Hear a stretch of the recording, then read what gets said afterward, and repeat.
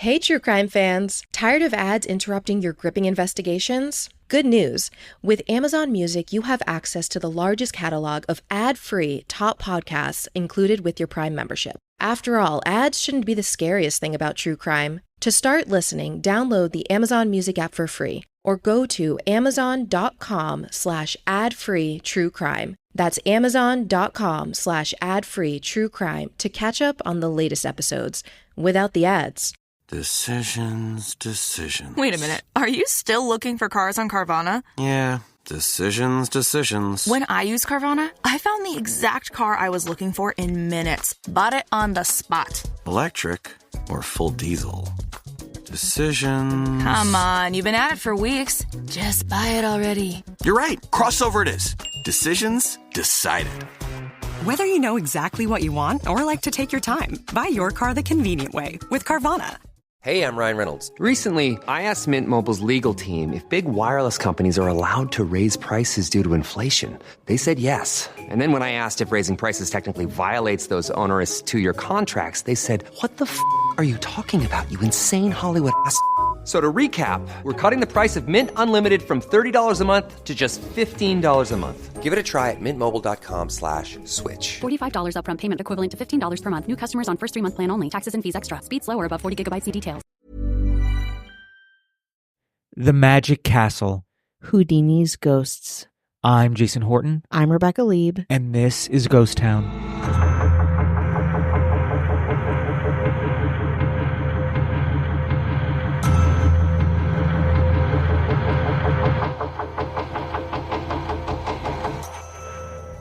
Welcome back to part 3 of Ghost Town's Halloween special, The Magic Castle. Since opening its doors on January 2nd, 1963, The Magic Castle has been a seamy Hollywood hangout, a magician's mecca, a hotbed for controversy, and a refuge for lovers and practitioners of the lifelong craft of magic the world over. One such practitioner was a young Hungarian immigrant named Eric Weiss, known to most as Harry Houdini, whose legacy is larger than life and whose presence is still felt at the castle through the seances and lore preserved inside its notorious Houdini room. Welcome back to The Magic Castle, Episode 3, Houdini's Ghosts.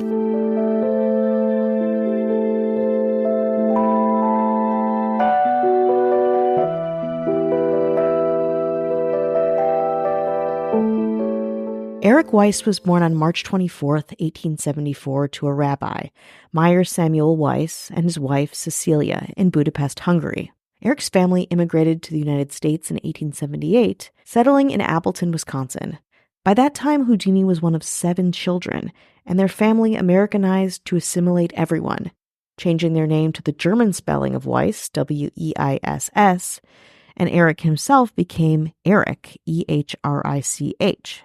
After the 15 German Jewish families of Appleton fired Houdini's father from their local synagogue, Rabbi Weiss moved the family to Milwaukee, to a life of dire poverty. Even back then, young Eric proved resourceful and a dramatic presence, a natural athlete who took on odd jobs and helped his father provide for his family. He even made his public debut at 9 years old as a trapeze artist, calling himself Eric the Prince of the Air. In 1887, Rabbi Weiss moved with Eric to New York, where the two lived in a boarding house until Rabbi Weiss found work, at which point the father and son were joined by the rest of the family. In a cold water flat on East 75th Street, at the time a slum, the Weisses found jobs in the garment industry. Cutting the lining of neckties. Eric's father's health quickly declined, and he vowed, like many immigrant children, to never be poor again, and more importantly, that his beloved mother Cecilia would never be sad and never want for anything. According to David Denby in his New Yorker piece, Harry Houdini and the Art of the Escape, quote, like Al Jolson and Irving Berlin, who were also children of Jewish clergymen, he launched into show business as a way out of ghetto jobs like stitching garments and rolling cigars. It was the first of his escapes. Reigniting his childhood interest in performance, in 1891, Eric teamed up with a friend named Jacob Hyman in an act called The Brothers Houdini. This is when Eric's persona started to take shape. After reading the biography of the French magician Jean-Eugène Robert Houdin, he decided to call himself Harry, a play on his family nickname, Airy, and Houdini, of course, after Houdin. When his father passed away a year later, 18-year-old Harry Houdini left his mother and brothers in New York and took to the road. The brothers Houdini performed their, by most accounts, mediocre act in dime museums and small theaters throughout upstate New York and the Midwest. A highlight of their touring was actually performing at the 1893 World's Columbia Exposition in Chicago. In 1894, however, Harry's younger brother Theo replaced Hyman, but not for long. Summer, Harry met a petite 18-year-old Christian Brooklynite named Wilhelmina Beatrice Ronnerand, or Bess, at Coney Island, where she was a part of a song and dance act called the Floral Sisters. Bess was currently being courted by Theo, but she couldn't deny the connection she had with his older, far more talented, and far more charismatic brother. And Harry quickly sealed the deal, marrying Bess on June 22, 1894. Bess and Harry had a bond that would transcend their young selves, their adult successes, and infidelity, tragedy, but not death. Anyhow, I'm getting ahead of myself. For several years, the pair worked as the Houdinis, perfecting a signature trick called the metamorphosis, a trick that is still so prevalent that Jason and I literally saw a version of it performed when we visited the Magic Castle in preparation for this episode. In the metamorphosis illusion, an assistant is locked inside a large box or trunk, often restrained, and the magician almost instantaneously switches places with the assistant as soon as the box is hidden by a curtain. In any case, while the Houdinis were better than the brothers Houdini, they still weren't making a living, struggling greatly to exist and promote their act. They even dabbled in the world of spiritualism, which was big at the time, pretending like they would commune with the other side, or supernatural spirits. This is important to note, and will come into play to a different degree later in Houdini's life. Around 1900, Bess pressed him to strike out alone, just as Harry Houdini, with her as his assistant. She thought that in doing this, the act would be cleaner and more marketable. In the end, she was right, the first indicator of which was Houdini's incredible handcuff escape trick, his breakout trick, some would say. For this trick, Houdini would escape from any regulation-sized set of handcuffs at any time, challenging the public to bring him a set of handcuffs that he could not get out of. Here's magician Paul Zenon talking about Houdini's big breakthrough. Round about 1900, he did his first tour in Europe, and it was kind of at a point where he'd almost given up being a performer due to the lack of success in America. His success kind of hit when he started doing the handcuff challenge act, and it wasn't escapes in general, it was mostly handcuff stuff. And the kind of rule he had is that when people, they could bring their own handcuffs to the stage, but they had to open them and then close them again to make sure they weren't just a trick set that locked shut permanently. And they had to be regulation handcuffs, that was the key. And he'd do all sorts of other stuff, escapes from 100 feet, a rope tied to a chair. He used to do a straitjacket escape. It wasn't until later years that he actually did that hanging upside down. He used to do that rolling around on the stage. But for some reason, it was the handcuff challenge, that really caught the public attention. After his handcuff act, Houdini retained a manager named Martin Beck, who booked him at the top vaudeville houses in the country. Then he went to Europe, where he gave a famous demonstration of his handcuff escape at the iconic Scotland Yard, baffling the police so effectively that he booked dozens of shows in London for the next 6 months, with immediate success. Houdini had hit the height of his career, solidifying himself as a master escape artist. Here's magic historian Angela Sanchez. His escape artistry catapulted him into a lot of the public's eye, and it was performing these amazing feats of physical stunts that really, also captured the public imagination. For historical context, this is also during the time of folks like President Theodore Roosevelt and Rough Riders, and the idea of the robust American who goes out into the great outdoors and has a great physique and stuff like that, and the era of strongmen. And so there was a lot of general public interest around, wow, what was he going to get out of this one? Soon Houdini became one of the world's highest paid entertainers, touring Europe and challenging local police to restrain him in their jails, to which he would immediately escape. In Moscow, Houdini escaped from a Siberian prison transport van. In Cologne, a judge's secret safe, after Houdini had been sued by a police officer who alleged that he had made escapes via bribery, which he did not. Houdini knew exactly what to do with his newly made insane wealth. He bought a brownstone in Harlem and a farm in Connecticut for his family, and a dress made for Queen Victoria herself for his mother, Cecilia. He then arranged a grand reception where he presented his mother in the dress to all of their relatives. Later, Houdini would say it was the happiest day of his life. After conquering Europe, Houdini returned to America in 1905 to put down roots, living his life as a big paid gig magician who would do what he wanted when he wanted, consistently reinventing himself and his magic, fueled by the love of his mother and his wife Bess. According to a 1996 biography, Houdini did have one secret affair with Jack London's widow named Charmaine, but it was short-lived and superficial. According to David Denby, Houdini was a, quote, driven, restless man in his career, but not in his romantic life. Indeed, it's not clear whether he was sexual at all. His imprisonments and escapes, his purposeful exhibitionism may have been all he needed, the ultimate act of sublimation. Because of cheap imitators, Houdini retired his handcuff act in 1908 and began escaping from a locked, water-filled milk can, which became another legendary trick, the milk can escape.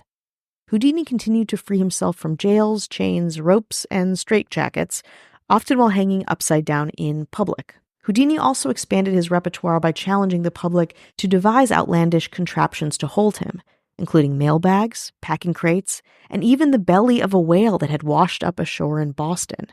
Here's magician Paul Zenon again. He used to do a milk churn challenge where he was padlocked inside an old-fashioned big metal milk churn, full of milk, obviously, and a local brewery once challenged him to escape from that, filled with beer. Now, Houdini was teetotal, and that's one challenge he almost didn't make because he went under with the vapours, but apparently his crew had a great time drinking what was spilt that night, you know? Interestingly enough, many of these challenges were arranged with local merchants in one of the first uses of a mass tie-in, or sponsored marketing. Also, rather than promote the idea that he was assisted by spirits, as many spiritualist-adjacent magicians did at the time, Houdini's advertisements showed him using the art of teleporting, suggesting this, or at that time called dematerializing. Though to be fair, Houdini himself never claimed to have supernatural powers and hated those who did. It was all just a part of the act, the fabrication, the allure and the mystery.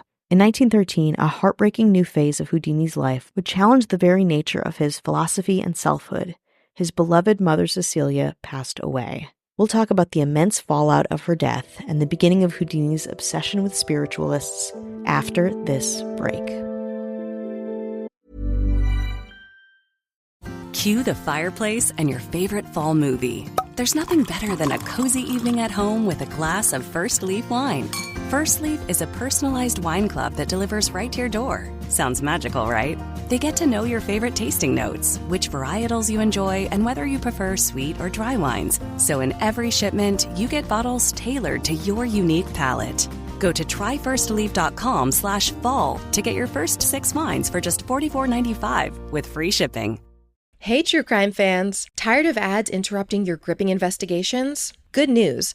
With Amazon Music, you have access to the largest catalog of ad-free top podcasts included with your Prime membership. After all, ads shouldn't be the scariest thing about true crime. To start listening, download the Amazon Music app for free or go to amazon.com/ad-free true crime. That's amazon.com/ad-free true crime to catch up on the latest episodes without the ads.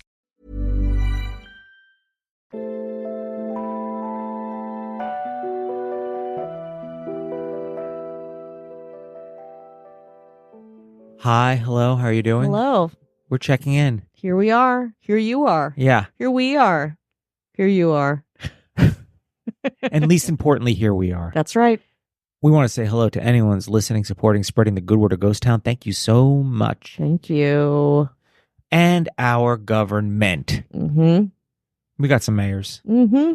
They are former magicians. Oh, are they? Yes. Wow. However, they didn't get the memo on having a unique, interesting name. They just kind of rushed. They were like, we got to get the magic out there. Yeah. I don't have time to crowdsource my marketing persona materials, my brand per se. So let's just do it. Pull the trigger. Got it. This first mayor went by Magic Person. Whoa. Spooky. They were just like, it's magic. I'm a They're person. Like, I check all the boxes. Yeah. Let's That's just be real. That's going to be good enough. People were like, that's not really, we're not like, really being razzle-dazzled. Huh? Well, You could thank Ashley Matson for that one. Hello. This magician went by, can't miss Chris. Ooh. Can't miss because you can't miss him when he performs. Mm-hmm. And also can't miss, like, the magic always goes well. And they were like, well, which is it? Yeah, and why? And we can miss. Like, if I can't get a babysitter, we can miss. Yeah, I mean, the words are onomatopoeic, and that's nice for him. Yeah. I got things to do with my life. Yeah. You know? Well, that's the name of magician Chris Hernandez. Hello.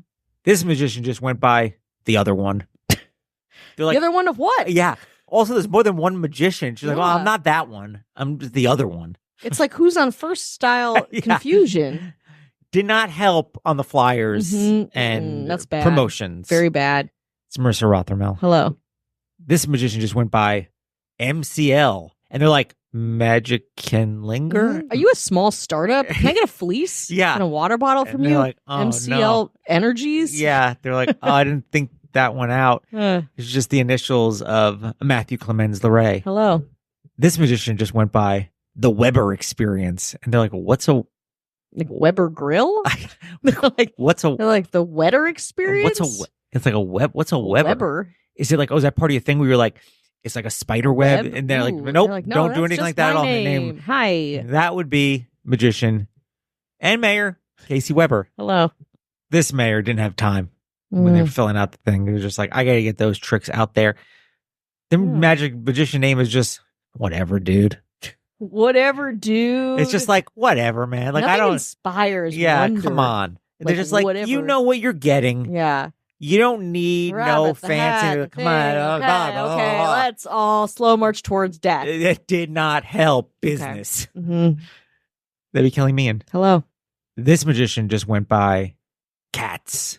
And they were like, the musical or the movie? The deli? The movie, the deli, the animal, the movie of the Yeah. musical. Who a lot are of these you? a lot of these things are not like, I don't know what I'm getting from you. I have money to give to you, but I'm confused. What to do. And they were just like, I did not think it through. But that would be the magic stylings of Cat Joselle. Hello.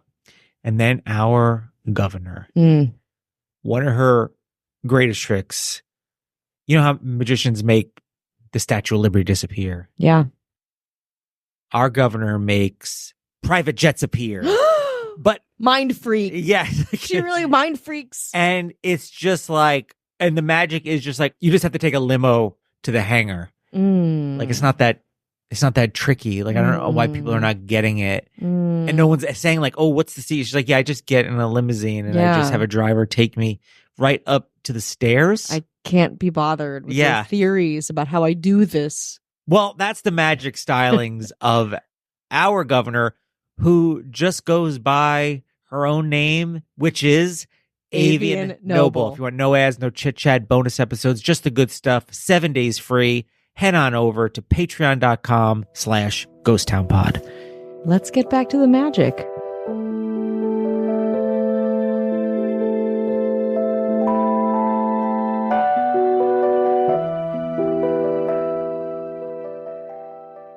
When word of Houdini's mother's death reached him in Sweden in 1913, he reportedly fainted, then wept uncontrollably when he came to.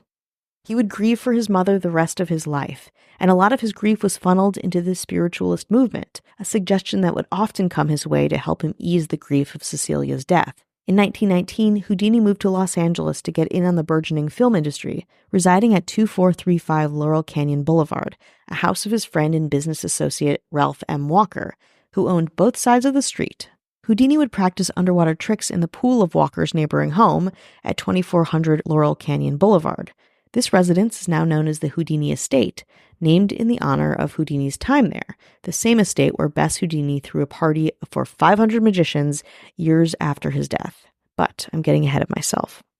The 1920s brought out a different preoccupation of Houdini's, the debunking of psychics and mediums. Houdini felt they were the vilest of the vile, taking advantage of the bereaved, the vulnerable, and because he was so good at tricks himself, he tasked himself to reveal any and all fraudulent activity publicly and aggressively, often attending seances in disguise, accompanied by a reporter and a police officer for proof and potential legal ramifications of the fraud that he would witness. Houdini was also a member of another effort to debunk spiritualist fraud, the Scientific American Committee of the magazine Scientific American fame. This group offered a cash prize of $2,500, about $40,000 today, to any medium who could successfully demonstrate supernatural abilities. He was, as also a note, an active Freemason, which we'll get into a different day. The first psychic to be tested was medium George Valentin of Wilkes-Barre, Pennsylvania. In the test, Valentin made a trumpet move in a dark seance room. However, an electrical connection had been rigged to his chair, which was connected to a light in an adjoining room, which revealed that all the trumpet activity coincided with when he left his chair. Psychical researcher Harry Price described the test seance. Quote, "At the final sitting, in complete darkness, the special apparatus was installed. This was an electrical circuit which included the chair on which the medium sat. When the medium rose from his seat, a light went out in an adjoining room. Dictaphone notes were taken of all that occurred. It was found that Valentin left his chair 15 times when he should have been in it, sometimes for as long as 18 seconds, and that these periods corresponded with those when the sitters were touched by the, quote, spirits. Many would attempt the same feat as Valentin, but of course none were able to do so, and the prize was never collected. As Houdini's fame as a medium buster grew, he chronicled his debunking exploits in a book called A Magician Among the Spirits, where he talked about how his pursuits strained his friendship with famed author Sir Arthur Conan Doyle, a huge believer in spirits and connecting to the spirit world. In fact, in a crazy twist, Doyle came to believe that Houdini was a powerful spiritualist medium himself, performing many of his stunts by means of his own paranormal abilities, and using his spiritual skill set to block the powers of the mediums that he was supposedly debunking. The two men became public antagonists of one another, thinking the other was a dangerous enemy of the other's belief system, which of course was accurate. Before Houdini died, he had a long talk with Bess about what would happen if what Doyle said may have some or any truth to it. Ever the curious couple, Bess and Harry agreed that if Houdini found it possible to communicate after death, he would communicate the message, quote, Rosabelle, answer, tell, pray, answer, look, tell, answer, tell. A secret code phrase both would know, as it had great significance to them. Rosabelle was the name of the song Bess sang in her act when the two first met, and was essentially their song. The word was also inscribed inside Bess's wedding band. The other words corresponded to elements of the secret spelling code they had devised to pass information during a mentalism act, with suitable pauses between cues. Each word or word pair equals a letter. A or 1 was represented by pray, B 2 by answer, C 3 by say, D by now, E by tell, F by please, G by speak, H by quickly, I by look, and J, number 10 or 0 in combination, by be quick. So the word answer on its own indicated B, while, if you're following me, the 22nd letter of the alphabet, V, was represented by answer. Hence, again, if you're following, the Houdini's secret phrase spelled out the word believe. Romantic and spooky. In 1926, Harry Houdini hired his pals H.P. Lovecraft and C.M. Eddy Jr. to write an entire book about debunking religious miracles, which was to be called The Cancer of Superstition. Houdini had earlier asked Lovecraft to write an article about astrology, for which he paid $75, equivalent to about $1,200 today, and which he very much liked. Though the article does not survive, Lovecraft's detailed synopsis for the book does, as do 3 chapters of a treatise written by Eddy. But something would derail the plans for the publication of The Cancer of Superstition: Houdini's own death. At that point, Houdini had reached a different career milestone with his 2.5-hour one-man show called, appropriately, Houdini. The show featured a review that went back to his old dime museum days, escapes, illusions, and of course, a spiritualist expose.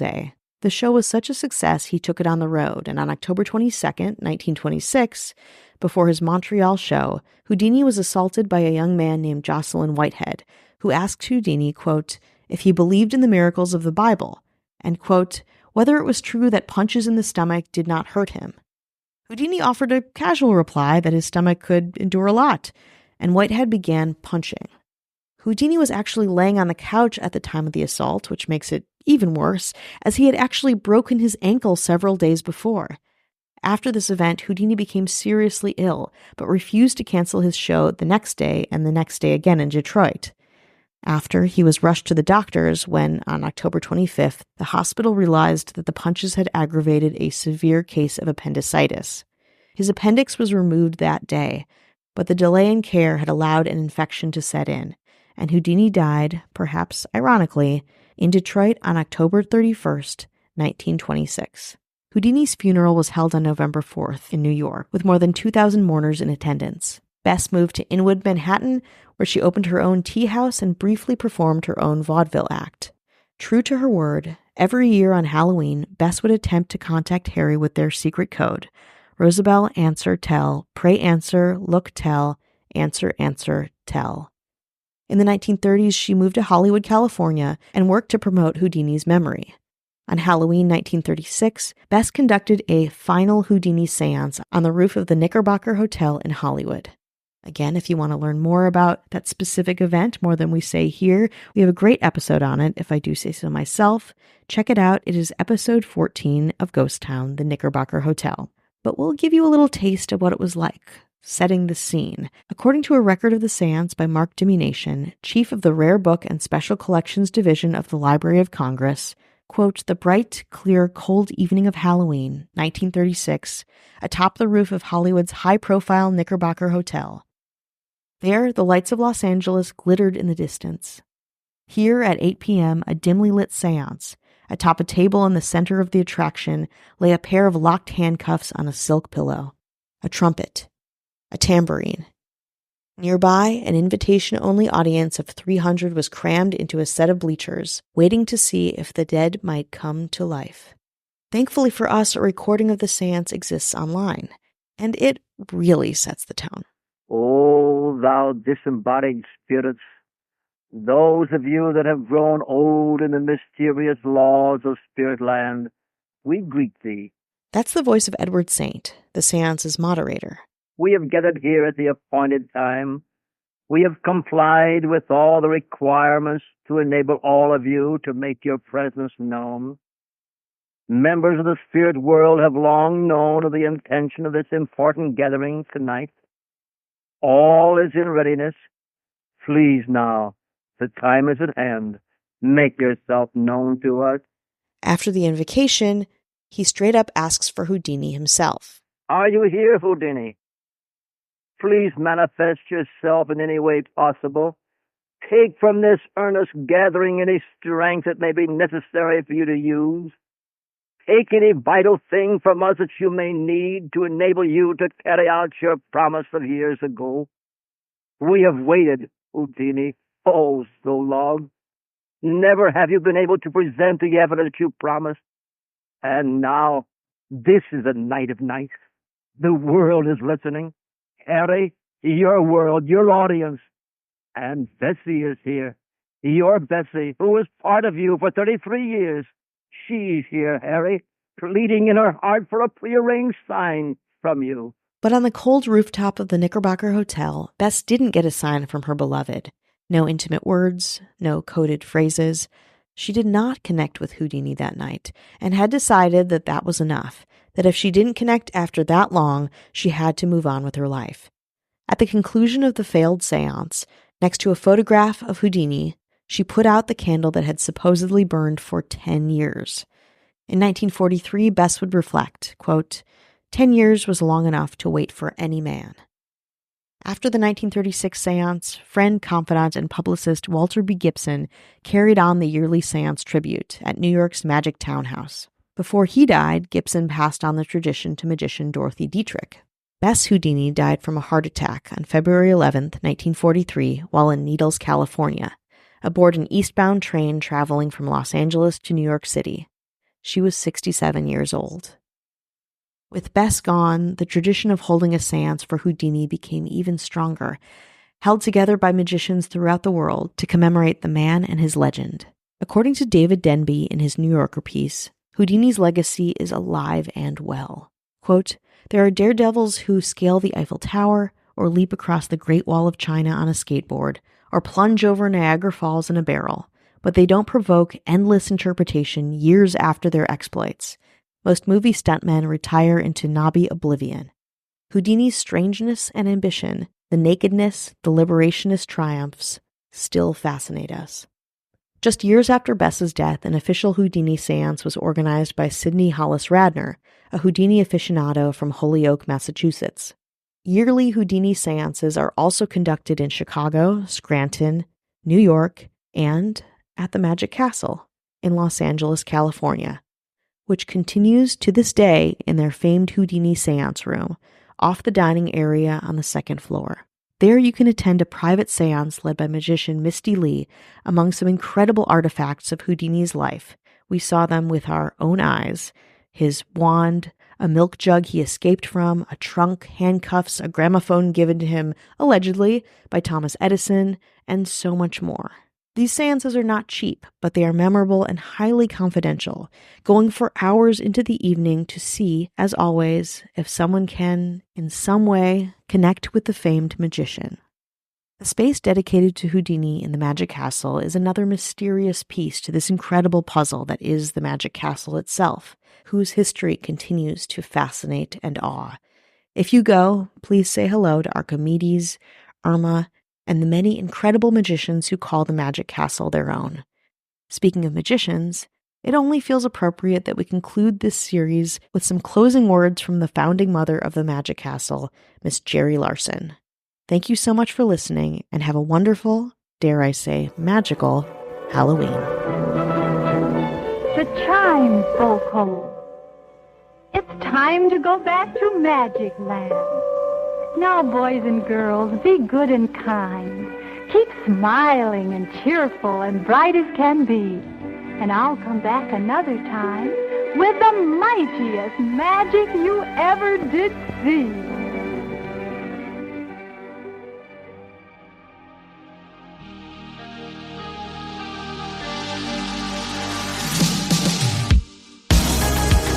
Angela Sanchez is a magician, magic historian, writer, and cartoonist whose senior thesis, Conjuring the Modern Woman, Women and Their Representation in the Golden Age of Magic, was used heavily in the research of this series.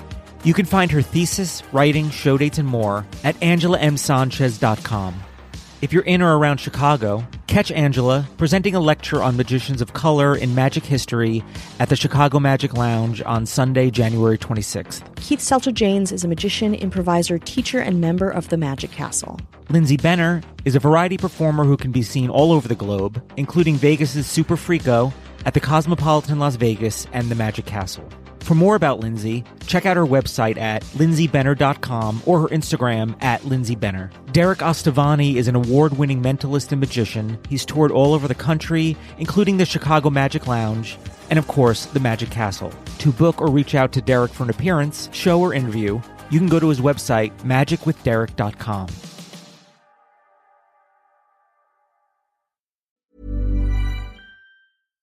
Cue the fireplace and your favorite fall movie. There's nothing better than a cozy evening at home with a glass of First Leaf wine.